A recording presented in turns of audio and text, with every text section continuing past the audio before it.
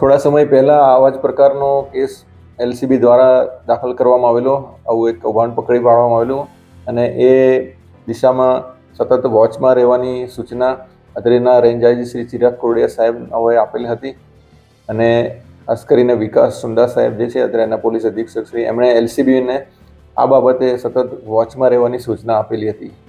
અને એલસીબીના જે બે કર્મચારીઓ છે, રણજીતસિંહ જાડેજા અને જયદેવસિંહ જાડેજા, આ બંનેને સંયુક્ત રાહે બાતમી મળેલ હતી કે ભુજ સરપટ નાકા ખાતે એક ઈસમ છે ફારૂક ઇસાક સમા, એ પોતે આ રીતે એક ફેક આઈડી, ઇન્સ્ટાગ્રામ આઈડી બનાવેલી છે અને એમાં નોટોના બંડલોના ફોટા, સસ્તા સોનાના ફોટા એવું બધું મૂકીને ગ્રાહકોને લલચાવે છે. આ બાબતે એની એલસીબી દ્વારા હસ્તગત કરવામાં આવે છે અને એના વિરુદ્ધમાં ગુનો રજીસ્ટર કરવામાં આવે છે અને એની વિગતવારની તપાસ થશે. કેટલા સમયથી આ કાર્યવાહી કરતો હતો, આ ગુનો આચરતો હતો, કોને એણે પોતાની આ રીતે જાળમાં ફસાવ્યા છે.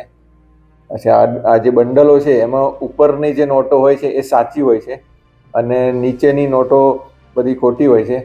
તો એ ક્યાંથી એણે મેળવી, કેવી રીતે મેળવી, એની સાથે સહ આરોપીઓ કોણ સંડોવાયેલા છે, એ બધી જ વિગતવારની વિસ્તૃત તપાસ થશે. પશ્ચિમ કચ્છ એલસીબી પોલીસે બાતમીના આધારે સરપટ નાકા બહાર આવેલા શાંતિનગર વિસ્તારમાં રહેતા ફારૂક હુસેન સમાના ઘરે દરોડો પાડ્યો હતો. તપાસ દરમિયાન તેની પાસેથી 500 અને 200 રૂપિયાની નોટોના બંડલો તેમજ અમેરિકી ડોલરના નકલી બંડલો મળી આવ્યા હતા.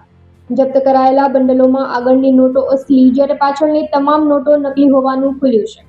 આરોપી ફારૂકે પૂછપરછમાં ખુલાસો કર્યો છે કે તેણે રાજેશ પટેલ નામે ઇન્સ્ટાગ્રામ પર નકલી આઈડી બનાવી ચલણી નોટોના 1ના 3 ગણા રૂપિયા કરાવવાની તેમજ સસ્તું સોનું અપાવવાના લોભામણા વિડીયો બનાવી વાયરલ કર્યા હતા. પોલીસે આરોપી પાસેથી મોબાઈલ ફોન, 500 રૂપિયાના 50 બંડલ જેમાં 20 સાચી નોટો કિંમત ₹10,000, 200 રૂપિયાના 50 બંડલ જેમાં 20 સાચી નોટો કિંમત ₹400, અન્ય નકલી બંડલો તેમજ 100 અમેરિકી ડોલરની 2 અસલી નોટ કિંમત ₹18,000 અને 90 નકલી ડોલરના બંડલો કબજે કરી લીધા છે.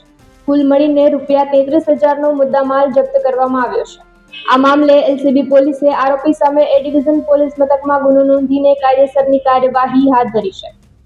પોલીસે લોકોને સોશિયલ મીડિયામાં આવી લોભામણી લાલચથી દૂર રહેવા અપીલ કરી છે. હાલ પોલીસે ઝડપાયેલા આરોપીઓના રિમાન્ડ મેળવી વધુ તપાસ હાથ ધરી છે. આવા જ અવનવા વિડીયો જોવા માટે ફોલો કરો ઇન સેકન્ડ્સ.